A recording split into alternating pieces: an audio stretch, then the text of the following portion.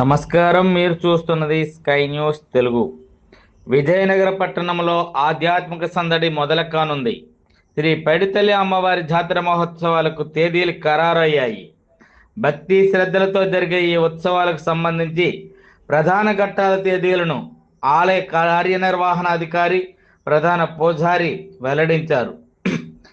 జాతరలో భాగంగా అక్టోబర్ 26వ తేదీన తొలేలు ఉత్సవం, అక్టోబర్ 27వ తేదీన అత్యంత వైభవంగా సిరిమాన మహోత్సవం నిర్వహించనున్నారు.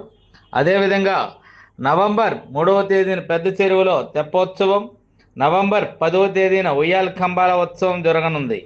ఇక అమ్మవారి జాతర ఉత్సవాలకు ముందుగా మాలధారణ దీక్షా కార్యక్రమాలు ప్రారంభం కానున్నాయి. అక్టోబర్ 1న సదరగుడి వద్ద ఉదయం 8 గంటలకు మండల దీక్ష ప్రారంభమవుతుంది.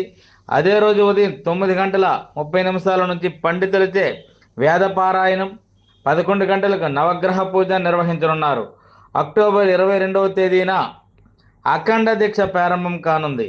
నవంబర్ 7వ తేదీన సాయంత్రం 5:30 కలశ జ్యోతి ఊరేగింపు నిర్వహిస్తారు.